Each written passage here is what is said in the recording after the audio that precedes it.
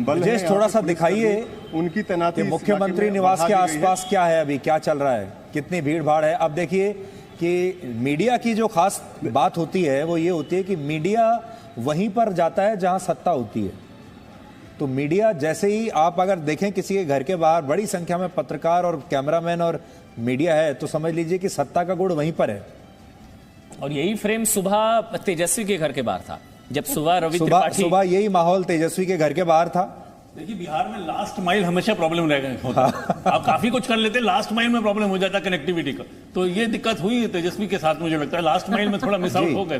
तो ऐसा लगता है कि तेजस्वी, ब्रजेश आपका बहुत बहुत शुक्रिया, आपने ये सारा दिखाया और थोड़ी देर के बाद हम फिर आपके पास आएंगे और उम्मीद करते हैं कि तब शायद और ज्यादा भीड़ वहां पर हो चुकी होगी।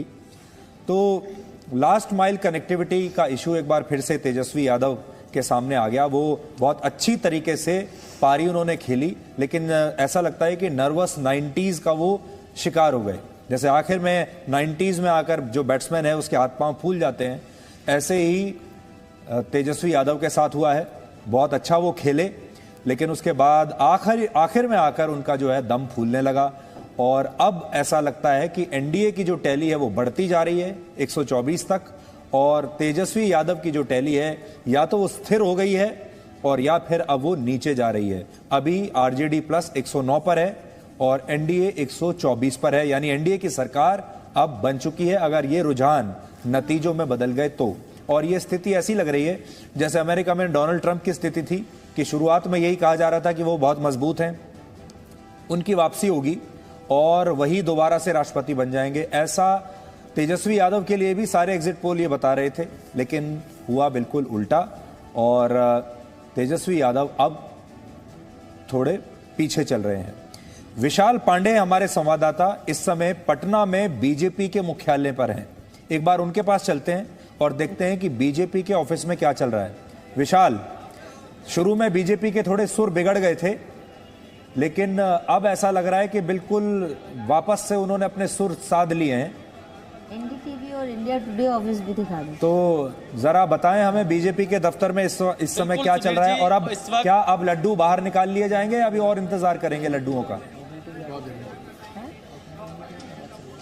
सुधीर जी, अभी लड्डू बाहर नहीं निकाले जा रहे हैं। लड्डू इन्होंने फिलहाल बनवा कर जरूर रख लिए हैं और जश्न के लिए भी अभी थोड़ा इंतजार कर रहे हैं, क्योंकि यहाँ पर कांटे की लड़ाई चल रही है। हालांकि अभी जो खबर मिल रही है कि एनडीए महागठबंधन से आगे निकल चुकी है रुझानों में, लेकिन बीजेपी इस बार फूक कर कदम रख रही है। लड्डू तैयार है लेकिन जश्न अभी नहीं मनाया जा रहा है। आप लोग भीड़ इकट्ठा हो रही है यहाँ पर, सुबह तो बिल्कुल खाली पड़ा था।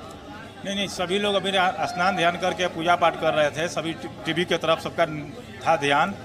और पहले से देखिए एग्जिट पोल और एग्जैक्ट पोल में बहुत अंतर होता है। ये एग्जैक्ट पोल जो दिखा रहा है कि एनडीए के तरफ बहुमत है और जितने भी सारे आंकड़े थे वो सब फेल हो रहे हैं। देखिए इन लोगों का मानना आंकड़े फेल हो रहे हैं। एक बार बीजेपी दफ्तर की मैं तस्वीरें दिखा देता हूँ। बिहार बीजेपी के अध्यक्ष इस वक्त यहाँ पर मौजूद हैं और शाम 5 बजे उन्होंने कहा है कि मीडिया से बातचीत करेंगे। वो चुनावी नतीजों का इंतजार कर रहे हैं। उनका कहना है कि नरेंद्र मोदी का जो भरोसा है वो बिहार की जनता में बहुत ज्यादा है और इसीलिए जो रुझान आ रहे हैं वो एनडीए के पक्ष में आ रहे हैं। जी न्यूज से बातचीत में संजय जायसवाल ने कहा था और यहाँ पर धीरे धीरे भीड़ लगातार बढ़ती जा रही है, लेकिन अभी भी जश्न जैसा माहौल यहां पर नहीं दिखाई दे रहा है।